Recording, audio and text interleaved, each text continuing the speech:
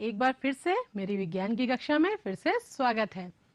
आज की कक्षा में हम स्थिर विद्युत के ही क्रम में जानेंगे कि तड़ित चालक क्या होते हैं एवं साथ ही साथ हम जानेंगे कि प्रेरण के द्वारा कैसे वस्तुओं को आवेशित किया जाता है और अंत में हम जानेंगे कि विद्युत धारा क्या होती है। तो आइए बच्चों, आज की कक्षा की शुरुआत करते हैं और सबसे पहले इस स्थिर विद्युत के भाग 1 में बताई गई बातों को फिर से हम रिवाइज करते हैं, क्योंकि आप तो जानते हैं कि पढ़ी गई चीजों की पुनरावृत्ति यानी कि रिवीजन कितना आवश्यक होता है। तो आइए बच्चों, भाग 1 में बताई गई बातों को हम फिर से दोहराते हैं। तो पहले भाग में हमने क्या क्या जाना था बच्चों? हमने जाना था कि वस्तुओं को रगड़ करके आवेशित किया जा सकता है। वस्तुओं में जब घर्षण किया जाता है तो उनमें आवेश उत्पन्न होता है। रगड़ने या घर्षण से वस्तु में उत्पन्न ऊर्जा को हम क्या कहते हैं बच्चों? घर्षण विद्युत ऊर्जा। फिर हमने जाना था कि समान आवेशों में प्रतिकर्षण तथा विपरीत आवेशों में आकर्षण होता है। आवेशन की सही पहचान प्रतिकर्षण होती है। जी हाँ बच्चों, हमने ये देखा था कि कोई भी वस्तु आवेशित है, इसका पहचान हमें किससे होगी? उन वस्तुओं के बीच के प्रतिकर्षण से। फिर हमने जाना था कि जिन पदार्थों से होकर आवेश प्रवाहित हो सकता है वह पदार्थ विद्युत के चालक या सुचालक कहलाते हैं।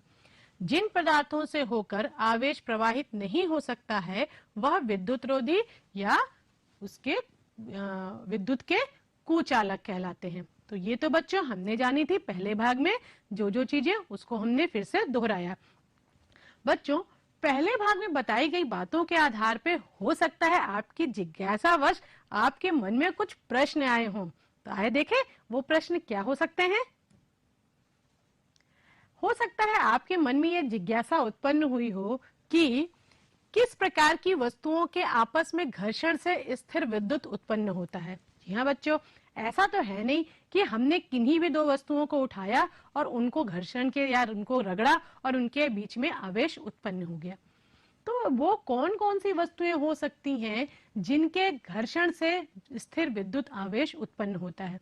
जरा सोचिए, विचार कीजिए, क्या हो सकता है कारण?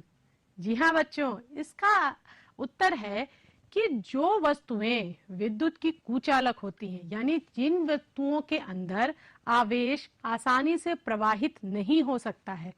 और किन वस्तुओं के अंदर आवेश प्रवाहित नहीं होगा? बिल्कुल सही बच्चों, जो वस्तुएं विद्युत की कुचालक होंगी।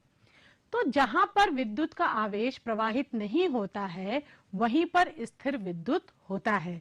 जब आवेश प्रवाहित नहीं होगा तो क्या होगा बच्चों? वो किसी भी वस्तु की सतह पर होगा, और जो आवेश किसी वस्तु की सतह पर होता है, स्थिर होता है, वही तो होता है स्थिर विद्युत आवेश। तो यानी कि किसी भी वस्तु को घर्षण के द्वारा जब उसमें स्थिर विद्युत आवेश आता है तो वहां पे दो चीजें होनी चाहिए। पहली, जो वस्तुएं हैं वो क्या होनी चाहिए? विद्युत की कुचालक होनी चाहिए, यानी कि उनमें आवेश आसानी से प्रवाहित ना हो सके। और दूसरा, उन पदार्थ के जो परमाणु होते हैं उनके जो इलेक्ट्रॉन होते हैं वो आसानी से अपनी कक्षा को छोड़ करके किसी दूसरे पदार्थ की कक्षा में जा सके। तो दो चीजों के आधार पर ऐसी दो वस्तुएं जो विद्युत की कुचालक हों और जिनके इलेक्ट्रॉन आसानी से सुगमता से अपनी कक्षा को छोड़ सकते हैं, उन्हीं वस्तुओं के बीच में स्थिर विद्युत आवेश आता है। अब दूसरा प्रश्न जो आपके मन में अवश्य उठा होगा वो क्या है, वो भी देखते हैं। वस्तुओं के घर्षण से उत्पन्न विद्युत आवेश में किस वस्तु पर धन आवेश होगा और किस वस्तु पर ऋण आवेश होगा? ये भी सोचने वाली बात है बच्चों, क्योंकि हमने देखा था कि जब हमने कांच की छड़ को रेशम के कपड़े से रगड़ा था तो क्या हुआ था? कांच की छड़ धन आवेशित हो गई थी और रेशम का जो कपड़ा था वो ऋण आवेशित हो गया था। इसके विपरीत जब हमने एबोनाइट की छड़ ली थी और उसको ऊनी कपड़े से या फलालैन के कपड़े से रगड़ा था तो क्या हुआ था? एबोनाइट की छड़ ऋण आवेशित हो गई थी और जो ऊन का कपड़ा था वो क्या था? धन आवेशित हो गया था। तो बच्चों, किसी भी पदार्थ में कौन सा पदार्थ ऋण होगा और कौन सा धन आवेश आएगा, आवेश की प्रकृति किस प्रकार की होगी, वो निर्भर करता है उस पदार्थ के परमाणुओं में उपस्थित इलेक्ट्रॉनों के ऊपर। जो इलेक्ट्रॉन अपनी कक्षा में गति करते रहते हैं, कौन से पदार्थ के इलेक्ट्रॉन कितनी सुगमता से अपनी कक्षा को छोड़ सकते हैं। जो अपनी कक्षा को छोड़ करके दूसरे पदार्थ में चले जाते हैं वो धन आवेशित हो जाते हैं, और जो इलेक्ट्रॉन को आसानी से ग्रहण कर लेते हैं वो ऋण आवेशित हो जाते हैं। तो उम्मीद है बच्चों, पहली भाग में बताई गई सारी बातों के आधार पे आपके मन में जो भी जिज्ञासावश कुछ प्रश्न उठे होंगे उनका भी उत्तर आपको मिल गया होगा। तो चलिए आज की कक्षा को आगे बढ़ाते हैं और जानते हैं कि स्थिर विद्युत प्रेरण क्या है। बच्चों, किसी भी पदार्थ को आवेशित हम 3 प्रकार से कर सकते हैं। पहला, घर्षण के द्वारा, जिसके बारे में विस्तार पूर्वक से हमने पहले भाग में जाना। दूसरा होता है स्थिर विद्युत प्रेरण, और तीसरा होता है किसी भी आवेशित वस्तु को संपर्क में ला करके हम इस वस्तु को आवेशित कर सकते हैं। तो पहले जानते हैं कि स्थिर विद्युत प्रेरण क्या है। जब किसी चालक के पास कोई आवेशित वस्तु लाई जाती है तो वह चालक भी आवेशित हो जाता है। उसके पास के सिरे पर विपरीत आवेश तथा दूर के सिरे पर समान आवेश उत्पन्न हो जाता है। जैसा यहाँ हम चित्र में भी देख रहे हैं, यहाँ पे हमने क्या किया है, एक छड़ जो कि धन आवेशित है।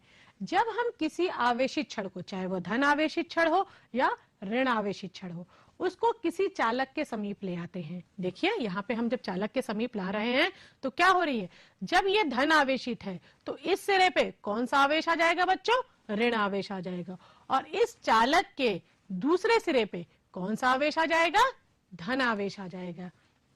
तो इस प्रकार से विद्युत प्रेरण के द्वारा हम किसी भी वस्तु को आवेशित कर सकते हैं। लेकिन बच्चों, ये जो आवेश होता है वो तब तक रहता है जब तक कि ये छड़ इसके समीप है। इस छड़ को हटाते ही, जहां हमने इस छड़ को उस चालक के पास से हटाया, आवेश भी हट जाएगा। तो हम इसे आवेशित कैसे करते हैं बच्चों, देखिए क्या करना होता है हमें। हमने एक छड़ ली है जो कि धन आवेशित है, और यहाँ हमने एक चालक लिया है। अब इस चालक के समीप जब हम इस छड़ को ले आते हैं तो हमने देखा क्या होगा, चालक का जो आगे वाला सिरा होगा, जो छड़ के समीप होगा, वो कौन से चार्ज उस पे आ जाएंगे, जी हाँ, ऋण आवेशित। क्यों, क्योंकि जो छड़ है आपकी वो धन आवेशित है, और उसके दूसरे सिरे पे क्या आ जा रहा है, धन आवेश आ जा रहा है। अब इस धन आवेश को हम उदासीन करते हैं। कैसे, अपने हाथों के द्वारा। हम जब उंगलियों से इसको यहाँ पे छूते हैं तो पृथ्वी से, जमीन से ऋण आवेश हमारे शरीर से होते हुए इस छड़ के इस सिरे पे आते हैं, और यहाँ का ये जो प्लस है, जो धन आवेश है, उसको उदासीन कर देते हैं। क्योंकि आप तो जानते हैं बच्चों, जो हमारा शरीर होता है वो विद्युत का सुचालक होता है। हमारे शरीर में आवेश आसानी से प्रवाहित हो सकता है। तो इस प्रकार से हमने देखा कि जो इसका ये वाला सिरा है, दूसरा सिरा है, वो क्या हो गया है, उदासीन हो गया है। और जब यह विद्युत की दृष्टि में उदासीन हो जाता है तो क्या होता है, ये जो नेगेटिव चार्ज है ये पूरी छड़ में फैल जाते हैं, और जब हम इस छड़ को हटाते हैं तो भी क्या होता है, जो हमारा चालक है वह ऋण आवेशित हो जाता है। इसी प्रक्रिया के आधार पे हम किसी भी चालक को ऋण आवेशित या धन आवेशित कर सकते हैं। यहाँ पर हमने क्या किया था, यहाँ पर हमने धन आवेशित छड़ ली थी। अब हम क्या करते हैं, हम एक विद्युत प्रेरण के द्वारा ही एक उदासीन गोले को हम क्या करेंगे, आइए देखते हैं, हम उसको धन आवेशित करेंगे। और किसी भी उदासीन गोले को अगर हमें धन आवेशित करना है तो हमें किसकी आवश्यकता पड़ेगी बच्चों, जरा सोचिए, विचार कीजिए। जब हमने पिछले भाग में, पिछले जो हमने अभी प्रयोग किया था, उसमें हमने चालक को ऋण आवेशित किया था, तो हमें किसकी जरूरत पड़ी थी, धन आवेशित छड़ की। तो यहाँ पर इस उदासीन गोले को हमें अगर धन आवेशित करना है तो हमें किसकी आवश्यकता पड़ेगी, बिल्कुल सही, ऋण आवेशित छड़ की। तो आइए देखते हैं कैसे होता है ये। सबसे पहले हमने एक उदासीन गोला लिया है, ये विद्युत का चालक होना चाहिए।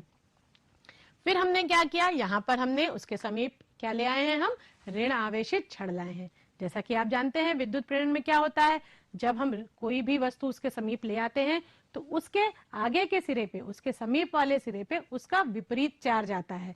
यानी कि अगर यह ऋण है तो इसके समीप पे कौन सा चार्ज आएगा, बिल्कुल धन आवेशित चार्ज आएगा। और उसके अगले सिरे पे, यानी जो उसके दूर है सिरा, वहां पे कौन सा सिरा आएगा, ऋण आवेशित। वहां का सिरा होगा वो कौन से आवेश से आवेशित होगा, ऋण आवेशित। अब इस ऋण आवेशित को हमें हटाना है। हम कैसे क्या करेंगे, हम इस उदासीन गोले को किससे जोड़ देंगे, एक सुचालक तार से।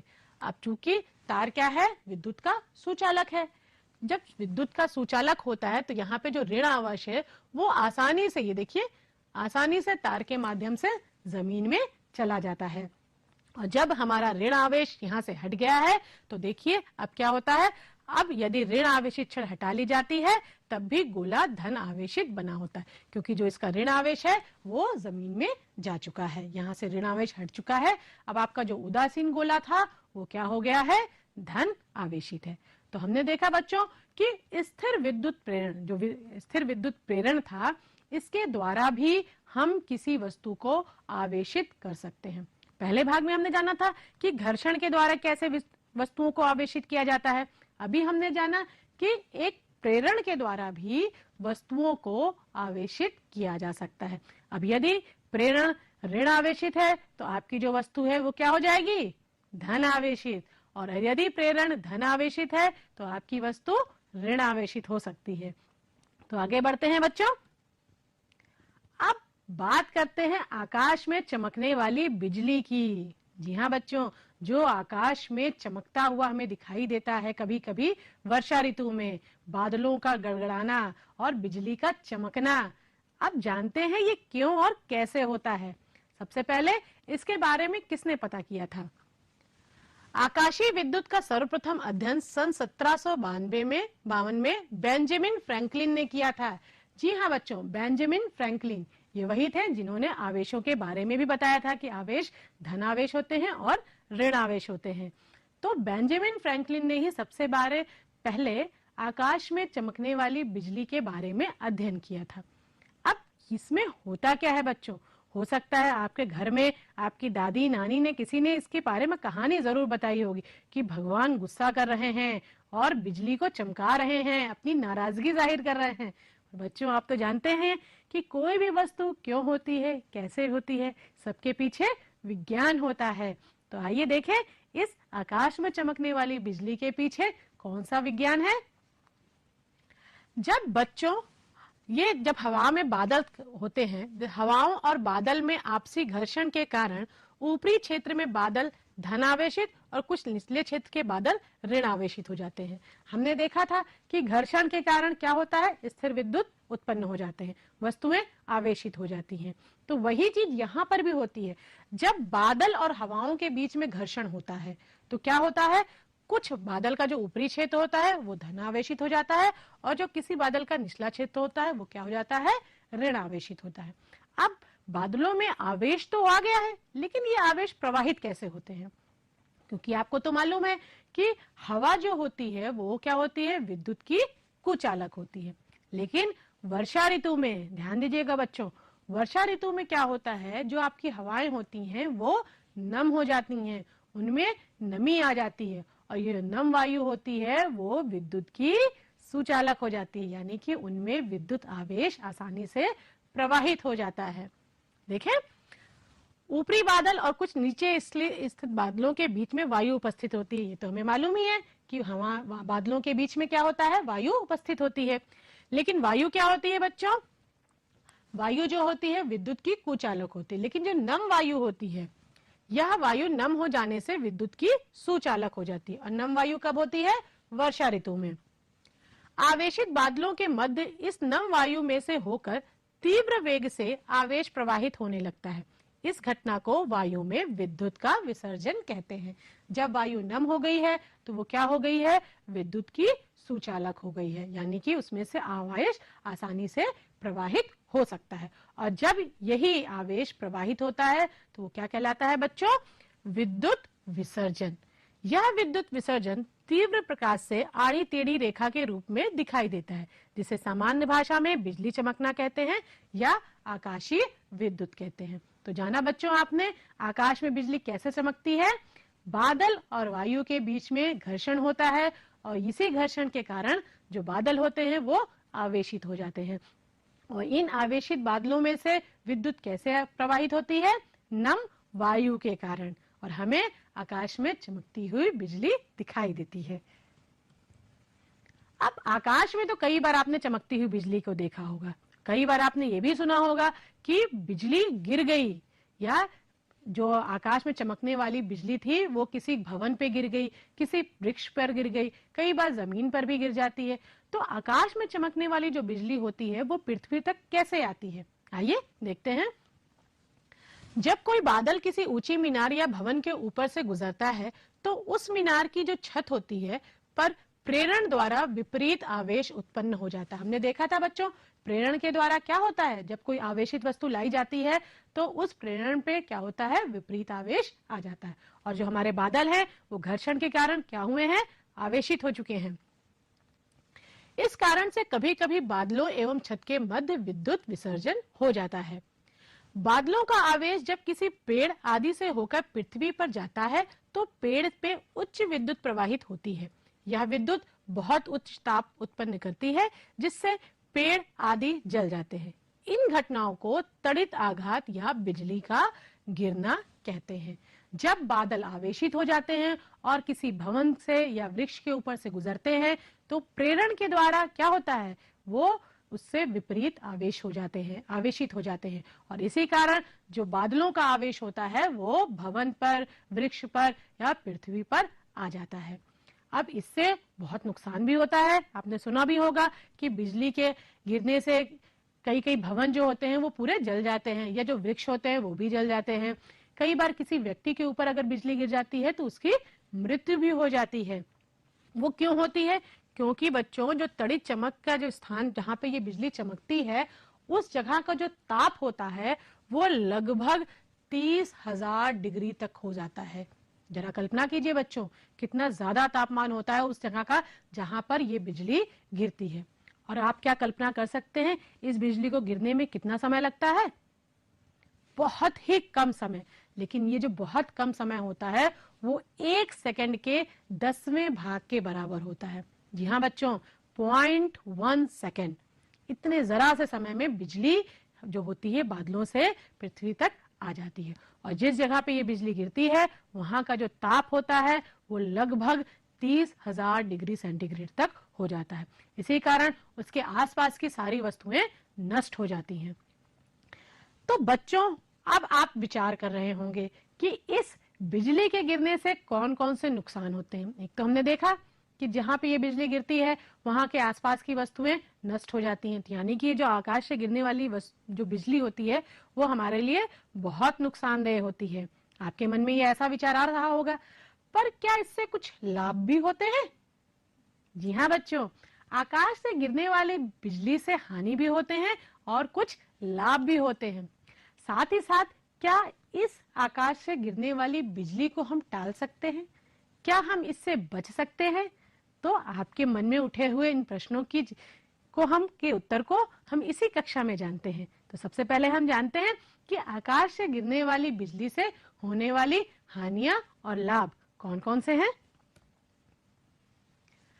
तड़ित आघात से हानि व लाभ। सबसे पहले हम हानि को देखते हैं, क्योंकि आपने अभी तक आकाश से गिरने वाली हानियों के बारे में ही सुना होगा।